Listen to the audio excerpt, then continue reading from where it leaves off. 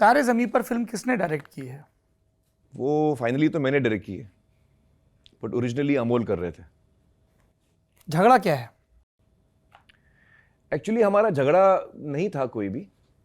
अमोल और मैं बहुत अच्छे दोस्त रहे हैं काफ़ी वक्त से। फिर अमोल ने मुझे ये कहानी सुनाई, मुझे कहानी बहुत पसंद आई। हम लोगों ने साथ में बैठ के वो उसका, अक्षय खन्ना के लिए उन्होंने मुझे कहा था मुझे अक्षय खन्ना को एक चीज़ नरेट करनी है। तो मैंने कहा भाई क्या नरेट करनी है, अक्षय दोस्त है मेरा, मैं उसको रेकमेंड करूंगा तो ऐसा नहीं हो कि एक दफ़ा मैं सुन लेता हूँ, सुनने के बाद मुझे अच्छी लगी तो मैं उसको कहूँगा कि भाई सुन लो, अच्छी कहानी है। तो उसने कहा कब सुनेंगे आप? तो मैंने कहा सुनता हूँ। उसमें 4-6 महीने निकल गए। फिर मैंने कहानी सुनी, मुझे बहुत पसंद आई। मैं बहुत रोया धोया। मैंने कहा कि यार ये कहानी है तो बड़ी अच्छी, और मैं अक्षय को कल ही फ़ोन करता हूँ, आज ही फ़ोन करता हूँ, लेकिन मेरा एक सवाल है, आप ये मुझे ऑफ़र क्यों नहीं कर रहे हैं? तो उन्होंने कहा कि मैंने कभी सोचा नहीं था कि आप करेंगे। और अमोल को आप एफटीआई के दिनों से जानते थे? उससे पहले, होली के शूट से पहले? अमोल और मैं पहली दफ़ा कब मिले अभी मुझे ठीक से याद नहीं आ रहा है, बट काफ़ी लंबी दोस्ती है हमारी, अमोल और मेरी। आई थिंक स्कूल के बाद, कॉलेज से आप पकड़ लो, हाँ उसी दौरान, क्योंकि वो आवांतर में भी था, थिएटर ग्रुप में भी था जोशी के साथ। जिस प्ले में मैं बैकस्टेज करता था उसमें अमोल वॉज द लीड। क्या उसने नाम खिलैया था? भी किया, एक शफ खिलैया। भी किया, तो वो लीड एक्टर था। बहुत कमाल का एक्टर है अमोल, और मैं बैकस्टेज करता था। तो ये करेक्ट है। 11वीं-12वीं के साथ मैं, हम लोग की शायद दोस्ती, शायद उससे पहले भी हुई होगी, अभी मुझे ठीक से याद नहीं आ रहा। खैर बहुत अच्छी दोस्ती थी। तो उसने कहा कि मुझे कभी, आई नेवर थॉट कि आप फिल्म करोगे मेरे साथ या सुनना चाहोगे। तो मैंने कहा क्यों नहीं भाई, हमने, कहानी तो मुझे अच्छी लगी है, लेकिन इसमें डायरेक्ट कौन कर रहा है? तो पहली डिस्कशन हमारी डायरेक्शन पे ही हुई, क्योंकि मैंने कहा कहानी बहुत अच्छी है, आप अक्षय को सुनाना चाहते हो, मैं सुना दूंगा, मुझे क्यों नहीं ऑफर कर रहे हो? तो उसने कहा आप करेंगे तो मुझे बड़ी खुशी होगी। तो मैंने कहा कि देखिए इसमें दो चीज़ें हैं कि इसको डायरेक्ट कौन कर रहा है। तो उसने कहा मैं करना चाह रहा हूँ। तो ऐसे यार अमोल, तू दोस्त है मेरा और मैं नहीं चाहता हूँ कि हमारे बीच में कुछ अनबन हो। तू कहानी अच्छी लिख सकता है, ये तो मैंने देख ली है, तू डायरेक्ट कर पाएगा कि नहीं मुझे नहीं पता।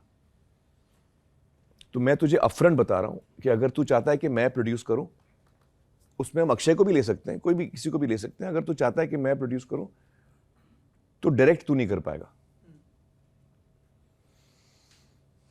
Because I don't have the confidence in you to direct. ये मैंने साफ बात उसको कही। तो वो थोड़ा निराश हुआ। तो उसने 1-2 दिन सोचा और उसने कहा कि नहीं, आप, मैं चाहता हूं कि आप प्रोड्यूस करें, और मैं चाहता हूं कि आप एक्ट करें, और मैं चाहता हूं कि आप जब भी डायरेक्टर चुनेंगे तो आप मुझे एक चांस दें, मैं भी अपनी हैट रिंग में फेंकना चाहता हूं, शायद आपको मेरा काम पसंद आए। तो मैंने कहा नहीं, फिर हम आगे नहीं बढ़ रहे हैं, आप ये सब्जेक्ट कहीं और ले जाओ, मुझे कॉन्फिडेंस नहीं है। क्योंकि मैं अमोल को बहुत अच्छी तरह जानता था, तो मुझे उसको एक भी चीज़, फॉल्स होप मुझे नहीं देनी थी। तो मैंने कहा कि नहीं, मैं बड़ा श्योर हूं कि आप डायरेक्ट नहीं करेंगे, तो आप वो डिसाइड कर लीजिए, अगर आपको डायरेक्ट करना है तो फिर मैं नहीं कर रहा हूं। तो उसने सोच के कहा कि नहीं, आप प्रोड्यूसर ऐड करिए, अपन डायरेक्टर कोई और ले लेंगे। फिर हमने डायरेक्टर ढूंढना शुरू किया, लेकिन उस दौरान अमोल और मैं स्क्रिप्ट भी बैठे, क्योंकि उसकी जो लास्ट 4 रील थी ओरिजिनल स्क्रिप्ट में मुझे पसंद नहीं थी। जो ओरिजिनल स्क्रिप्ट थी उसकी, उसका नाम था हाई जंप। तो वो उसका जो लास्ट 3-4 रील था वो मुझे पसंद नहीं था। तो मैंने कहा इस पे मुझे दोबारा काम करना है। तो हमने साथ में बैठ के उसका पूरा लिखाई हमने बदली, अमोल और मैंने। और जब वो प्रोसेस खत्म हुआ, उसको 1 हफ्ता लगा था करीबन। उस 1 हफ्ते के बाद मुझे लगा कि यार ये कहानी अमोल के अंदर से निकली है, ये कर पाएगा डायरेक्ट, मुझे भरोसा हो रहा है ये कर पाएगा। और मैंने कई नए डायरेक्टर के साथ काम किया है, तो I think he can do it. तो उस 7 दिनों के बाद मैंने अमोल से कहा कि सुन, तू ही कर डायरेक्ट, तू अच्छा करेगा। फिर प्रेप शुरू हुआ, फिर शूटिंग शुरू हुई। 1 हफ्ते के शूटिंग के बाद मेरे प्रोडक्शन के जो हेड हैं राव साहब, उन्होंने वो मुझे बार बार बोल रहे थे कि सर आप रशेस देख लीजिए। तो मैंने कहा क्यों, क्या है? आप रशेस देख लीजिए, आप रशेस देख लीजिए। वो मुझे बार बार बोले रशेस देख लीजिए। सुनीता राम थी, वो भी प्रोडक्शन टीम में थी, वो दोनों मुझे कह रहे थे आप रशेस देखिए। मैं शूटिंग पे था नहीं, वो जो पहला हफ्ता था शूटिंग का, मेरे कोई सीन्स नहीं थे। एक रात का सीन का शॉट था जो अल्टीमेटली हुआ भी नहीं। तो एक हफ्ते के बाद जो हमारा ब्रेक होता है, तो उस एक 1 डे का जो ब्रेक होता है, उस एक दिन में मैंने रशेस अपने घर पे मंगाए VHS पे, वीडियो पे, और मैंने टीवी पे देखा तो मुझे ठीक नहीं लगे, रशेस अच्छे नहीं थे। और क्या कमी थी? बहुत ही अच्छे नहीं थे, एमेचरिश थे बहुत, मेरे समझ से। Camera, performance? हाँ, जैसे कि फॉर एग्जांपल वो सीन है ना, जब बच्चा ऊपर आता है टेरेस पे रोते हुए, नीचे उसका झगड़ा हुआ है, और फिर वो टेरेस पे आता है, फिर उसको पतंग दिखती है, तो वो पतंग देखने डिस्ट्रैक्ट लगता हो जाता है। हाँ। तो वो सीन था कि वो जब टेरेस पे आता है तो बहुत गुस्से में आता है। तो अमोल ने कैसे शूट किया था कि कैमरा यहाँ था, टेरेस का दरवाजा खुलता है, वो ऐसे भागते हुए आता है, कैमरे की तरफ टर्न करता है, और फिर कैमरे की तरफ मार्क देख के रुकता है, और फिर रोने लगता है। 12 टेक थे, 16 टेक थे इस शॉट के। तो मैंने अमोल से बोला, यार अमोल, एक तो वो मार्क देख के रुक रहा है यार, मार्क देख के कैसे रुकेगा लड़का, ये तो एमेचरिश हो गया ना, आप मार्क देख के थोड़ी रुक सकते हैं। तो मैं बोला, एक्चुअली हुआ क्या, जब मैंने रशेस देखे तो मुझे बिल्कुल पसंद नहीं आए, और अमोल मेरे घर पे आया, अमोल और दीपा उनकी वाइफ शाम को आए थे। मैंने अमोल से पूछा कि यार आपको रशेस कैसे लगे, आपने भी देखे हैं? वो लैब में गया था देखने के लिए, उसने बोला गोल्डन, बहुत अच्छे हैं। तो जब मैंने वो लाइन सुनी ना, तो मेरा दिल बैठ गया। अगर अमोल मुझे बोलता कि नहीं अच्छे नहीं है, बहुत एमेचरिस्ट मैंने शूट किया है, और एक्चुअली आपको मुझे निकाल देना चाहिए एज ए डायरेक्टर, मेरा काम ठीक नहीं है, अगर वो मुझे वो बोलता ना, तो मैं उसको एज ए डायरेक्टर फिर भी एक सेकंड चांस दे सकता था, क्योंकि उसकी थिंकिंग और मेरी थिंकिंग सेम होती, और मैं उसको बोलता ठीक है अब समझ गया ना, अब ठीक करना भाई।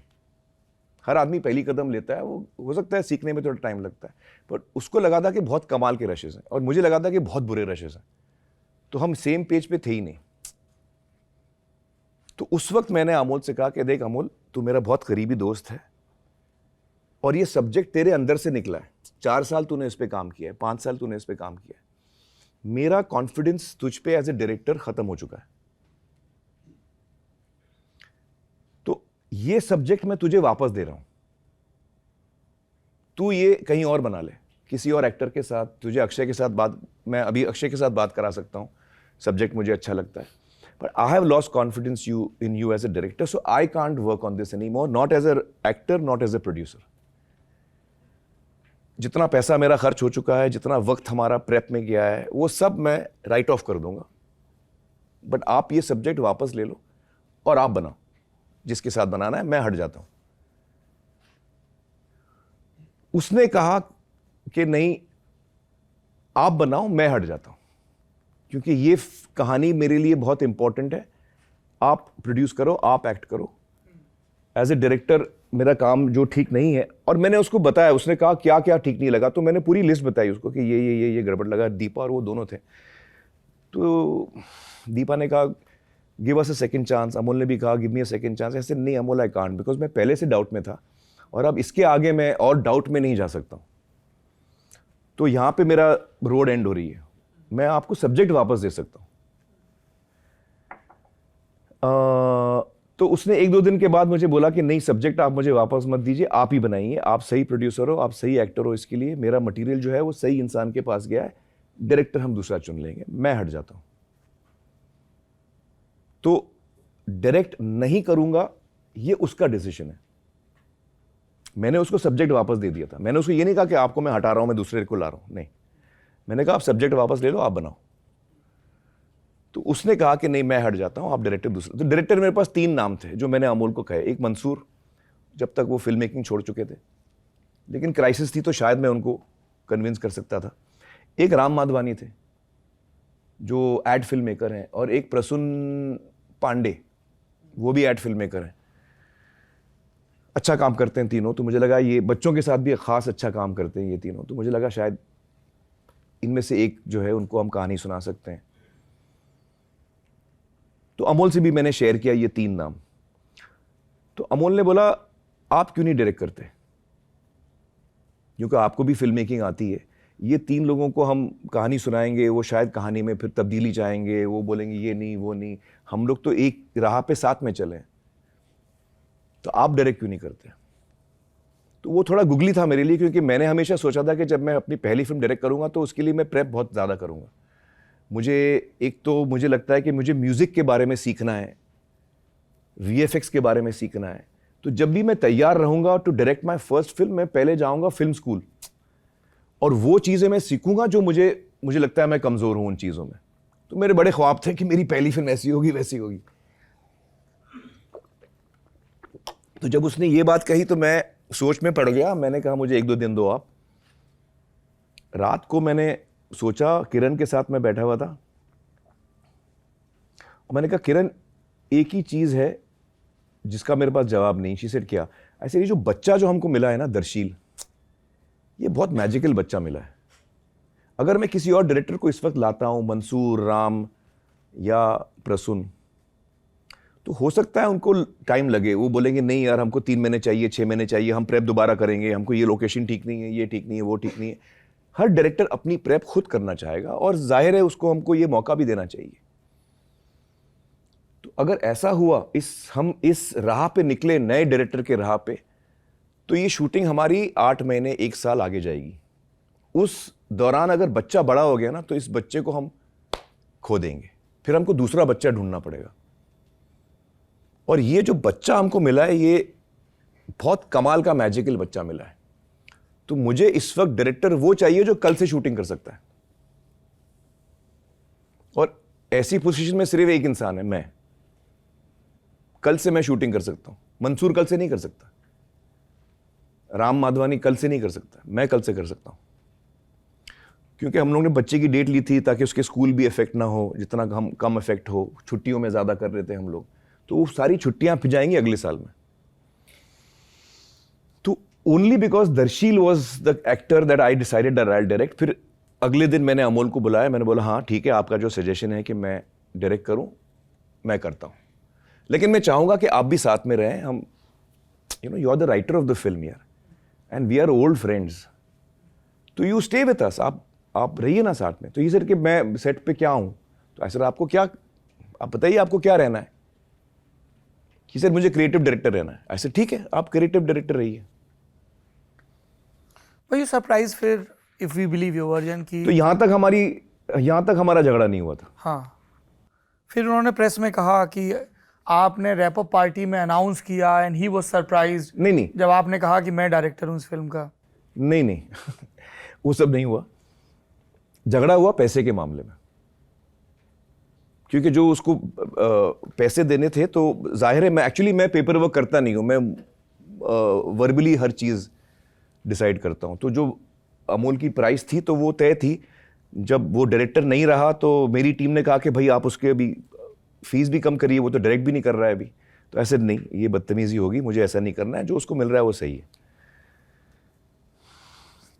और मैं उसको परसेंटेज ऑफ प्रॉफिट्स भी दे रहा था शुरू से, क्योंकि मुझे लगा कि उसकी बहुत अच्छी कहानी, जैसे लगान में Ashu was not a big director, तो आशु ने बोला, मैंने आशु से पूछा तो क्या चाहेगा फीस, तो उसने कहा आप तय करो, जो आप दोगे मुझे ठीक, मुझे मौका मिल रहा है काम करने का, वही बहुत बड़ी बात है।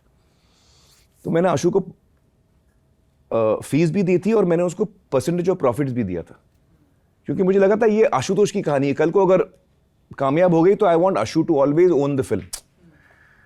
तो इसी तरह मैंने अमोल को भी कहा था कि यार तू परसेंटेज ऑफ प्रॉफिट्स भी ले ले, तो वो खुश था। लेकिन जब फिल्म कंप्लीट हुई तो खैर ये सब चीज़ें अच्छी नहीं है बोलने की, तो अब मैं रहने देता हूँ, इसके आगे मैं कुछ बोलूँगा नहीं। हमारे बीच में कुछ अनबन हुई और डायरेक्ट मैंने की है, उसने नहीं की है, और बस। कभी अभी लगा कि अब 60 का हो गया हूँ, फ़ोन उठाता हूँ, बोलता हूँ यार ख़त्म कर। उसने मेरा दिल तोड़ दिया। उसने और दीपा ने मेरे साथ जिस तरह बर्ताव किया है और जिस तरह मैंने उनके साथ बर्ताव किया है, अगर मैं डिटेल में सुनाऊंगा तो आपको समझ में आएगा, लेकिन ये चीज़ें पब्लिकली बोलना अच्छा नहीं लगता है। ठीक है, हर आदमी की अपनी मजबूरी होती है, हो सकता है उसकी कुछ मजबूरी हो, पर जो आमिर, उसने इसमें मिसबिहेव आपका किया। अपना स्वार्थ भी तो है एक। क्या? अगर अभी आप जो माफ करने का महान मानवीय गुण है, ताकि उस एक कॉल के बाद जब कभी नहीं, उसको जिक्र आए एक्चुअली तो दिल में मैंने माफ कर दिया। उसकी कोई मजबूरी हुई होगी जो उसने जैसा मिसबिहेव किया मेरे साथ, लेकिन दीपा और अमोल को मैंने अपने लेवल पे तो माफ कर दिया, लेकिन मैं और दूर उन्होंने ही आपको रहता हूं। माफ कर दिया। मैं तो मिला ही नहीं हूं उस दिन के बाद। एक दिन दीपा और मेरी मीटिंग हुई थी, और उस मीटिंग में मैंने दीपा से कहा था आज के बाद हम लोग मिलेंगे नहीं, ना मैं अमोल से मिलूंगा ना आपसे मिलूंगा। जो आज हमारी बात हो रही है वैसा होगा, उसके आगे कुछ नहीं होगा। But you were a different man back at that time. You have grown up now. I do not know them personally. I have never met them. In case you are wondering. But you said ना कि जूही ने एक call किया. जी Maybe just one call. नहीं, जैन मैं धर्म में एक ये बहुत अच्छा एक पर्व नहीं, आता है मैंने जिसमें दिल लोग- में माफ कर दिया है, लेकिन मुझे थोड़ा दूर अच्छा, रहना you don't want to- है। हाँ, मुझे दूर रहना है। मैं दूर और रहता हूँ। कोई ऐसा रिश्ता है जो कहीं अटका हो? वो पतंग होती है ना, बिजली के तार पे कहीं फंसी रहती है ना, वो पतंग रहती है ना कुछ। नहीं, अटका नहीं है, ये कोई रिश्ता अटका नहीं है। मैं कोई हट और- गया हूँ, बस मैं दूर हट गया हूँ। अटका नहीं है, मेरे लिए अटका नहीं है। धर्मेश दर्शन के टच में हैं आप? धर्मेश दर्शन के टच में नहीं हूँ, नहीं, धर्मेश दर्शन के टच में भी नहीं हूँ। बट धर्मेश और मेरे बीच में कोई अनबन नहीं हुई है।